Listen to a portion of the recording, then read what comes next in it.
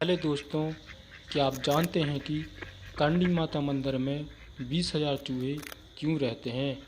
तो दोस्तों, अगर आप नहीं जानते तो चलिए आज हम आपको बताते हैं कि करणी माता मंदिर में 20,000 चूहे क्यों रहते हैं। मंदिरों का अपना इतिहास, अपनी कहानी होती पर इस अद्भुत मंदिर की तो क्या कहना। यदि आपके घर में आपको एक भी चूहा नज़र आ जाए तो आप बेचैन हो उठेंगे। आप उसको अपने घर से भगाने की तमाम तरकीबें लगाएंगे, क्योंकि चूहे को प्लेग जैसी कई भयानक बीमारियों का कारण माना जाता है। लेकिन क्या आपको पता है कि हमारे देश भारत में माता का एक ऐसा मंदिर भी है जहाँ पर 20,000 चूहे रहते हैं और मंदिर में आने वाले भक्तों को चूहों का झूठा किया हुआ प्रसाद ही मिलता है। करणी माता मंदिर का मुख्य द्वार। आश्चर्य की बात यह है कि इतने चूहे होने के बाद भी मंदिर में बिल्कुल भी बदबू नहीं है। आज तक कोई भी बीमारी नहीं फैली है। यहाँ तक कि चूहों का झूठा प्रसाद खाने से कोई भक्त बीमार नहीं हुआ। इतना ही नहीं, जब आज से कुछ दशकों पूर्व पूरे भारत में प्लेग फैला था, तब भी इस मंदिर में भक्तों का मेला लगा रहता था और वो चूहे का झूठा किया हुआ प्रसाद ही खाते थे। यह है राजस्थान के ऐतिहासिक नगर बीकानेर से लगभग 30 किलोमीटर दूर देशनोक में स्थित करणी माता का मंदिर, जिसे चूहों वाली माता, चूहों वाला मंदिर और मूषक मंदिर के नाम से भी जाना जाता है। माना जाता है माँ जगदम्बे का साक्षात अवतार। करणी माता, जिन्हें कि भक्त माँ जगदम्बे का अवतार मानते हैं, उनका जन्म 1387 में एक चारण परिवार में हुआ था। उनका बचपन का नाम जगूबाई था। जगूबाई की शादी साटके गांव के तिपोजी चारण से हुई थी, लेकिन शादी के कुछ समय बाद ही उनका मन सांसारिक जीवन से ऊब गया। इसलिए उन्होंने टिप्पोजी चारण की शादी अपनी छोटी बहन गुलाब से करवाकर खुद को माता की भक्ति और लोगों की सेवा में लगा दिया। जन कल्याण, अलौकिक कार्य और चमत्कारिक शक्तियों के कारण जगूबाई को करणी माता के नाम से स्थानीय लोग पूजने लगे।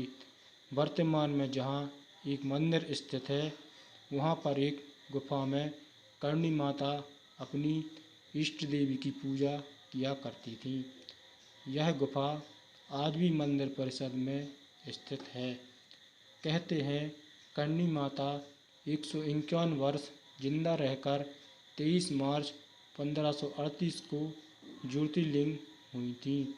उनके ज्योतिर्लिंग होने के पश्चात भक्तों ने उनकी मूर्ति की स्थापना करके उनकी पूजा शुरू कर दी थी, जो कि तब से अब तक निरंतर जारी है। राजा गंगा सिंह ने करवाया था मंदिर का निर्माण। करणी माता बीकानेर राजघराने की कुलदेवी हैं।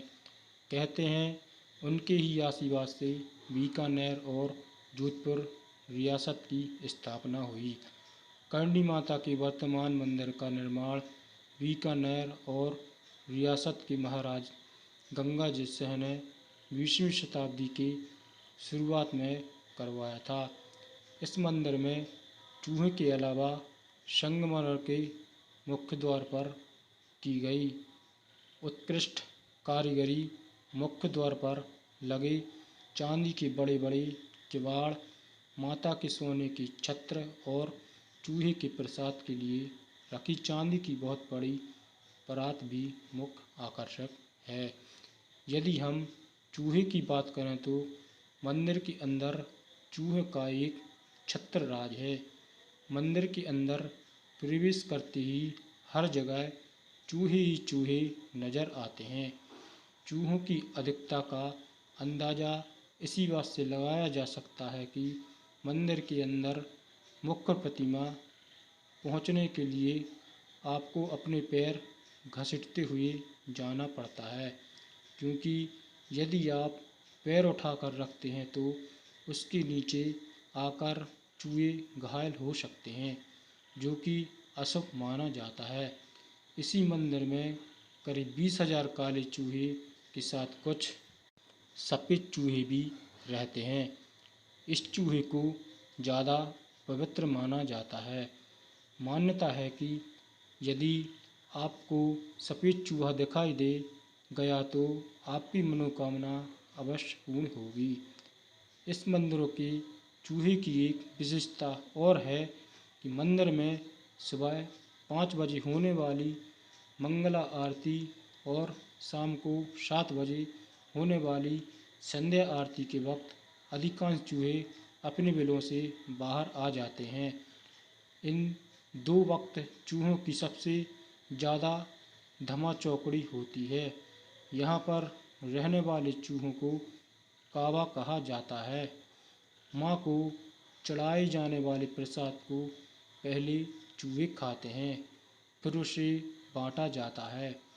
चील, गिद्ध और दूसरे जानवर इन चूहों की रक्षा के लिए मंदिर में खुले स्थान पर बारीक जाली लगी हुई है।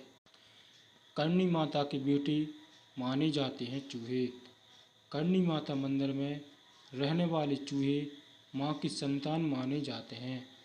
करणी माता की कथा के अनुसार एक बार करणी माता का सौतेला पुत्र, उसकी बहन गुलाब और उसके पति का पुत्र लक्ष्मण कोलायत में स्थित कपिल सरोवर में पानी पीने की कोशिश में डूबकर मर गया। जब करणी माता को यह पता चला तो उन्होंने मृत्यु के देवता यम को से पुनः जीवित करने की प्रार्थना की। पहले तो यमराज ने मना किया, पर बाद में उन्होंने विवश होकर उस चूहे के रूप में पुनर्जीवित कर दिया। हालांकि बीकानेर के लोक गीतों में इन चूहों की एक अलग कहानी भी बताई जाती है, जिसके अनुसार एक बार 20,000 सैनिकों की एक सेना देशनोक पर आक्रमण करके आई, जिन्हें माता ने अपने प्रताप से चूहे बना दिया और अपनी सेवा में रख लिया। तो दोस्तों, अब तो आप समझ ही गए होंगे कि करणी माता मंदिर में 20,000 चूहे क्यों रहते हैं। तो दोस्तों, अगर मेरा वीडियो अच्छा लगा है तो लाइक कीजिए, सब्सक्राइब कीजिए। जय हिंद, जय भारत।